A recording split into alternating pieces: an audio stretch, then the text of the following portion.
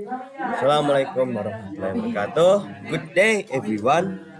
May I introduce myself? My name is Faradisa, and today I will walk you through a comprehensive analysis of a bar chart that represents the distribution of corruption cases in Indonesia for the year 2024, basically last year. This chart is divided into five primary categories. First is procurement of goods and service.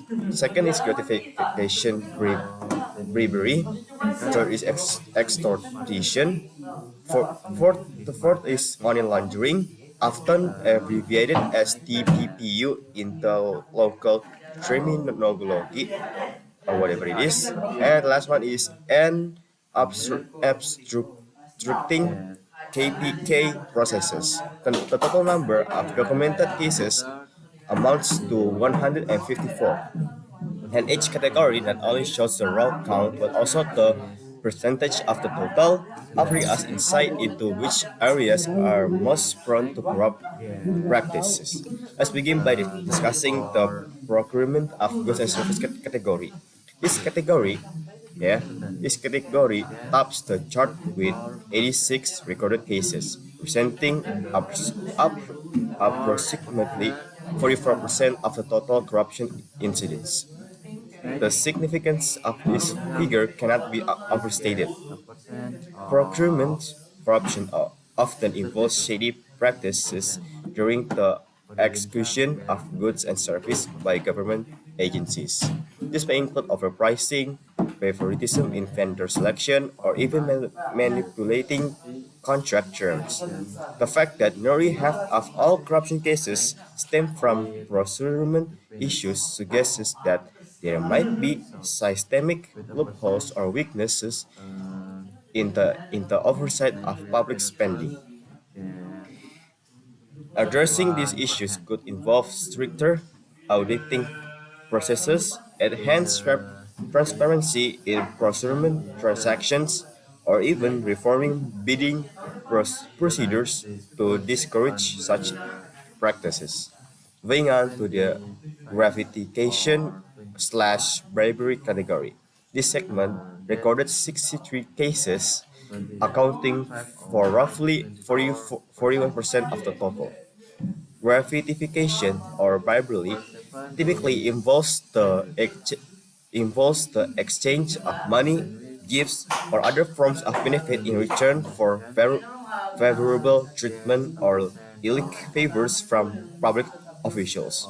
The nearly equivalent case numbers between procurement corruption and bribery signal that besides systemic procurement issues, individual level corruption, where bribes are exchanged for approval for our contracts, remains a major challenge.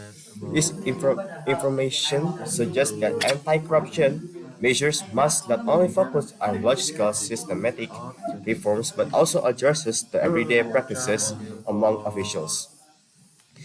Combating bribery might involve implementing strict conflict of interest policies, enhancing whistleblower protection, and promoting a culture of ethical conduct within public institutions. Next, let us focus on extortion. Extortion, which, although presenting a lower figure than the previous two categories, it is still significant. The chart shows us 16 cases of extortion, which makes up about 10% of the total. Extortion usually involves the illegal coercion of money of favors, often through threats or abuse of power. While 10% may seem less compared to procurement and bribery, each case of extortion can have widespread negative impacts on businesses, operations, and public trust. Extortion undermines the rule of law and obstructs fair competition in both public and private sectors. Understanding why extortion occurs might help authorities create more robust protective measures for businesses and citizens. This can include establishing specialized investigative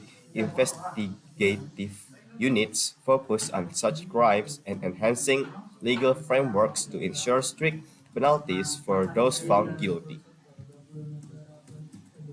The fourth category is money laundering.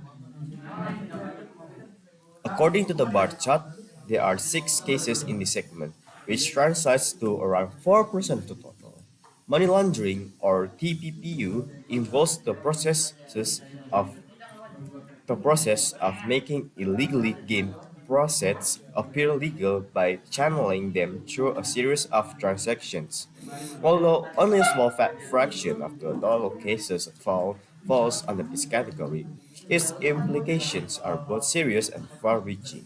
Money laundering often connects to broader criminal networks and can facilitate further corruption and other illegal activities, including terrorist financing.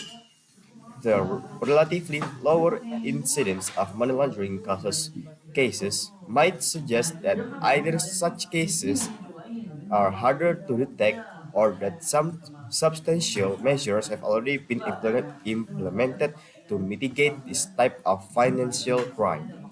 However, it remains an area that enforcement agencies must continuously monitor due to its high potential of economic damage. And lastly, the category of obstructing KPK processes records just a single instance, contributing approximately 1% of the overall figures.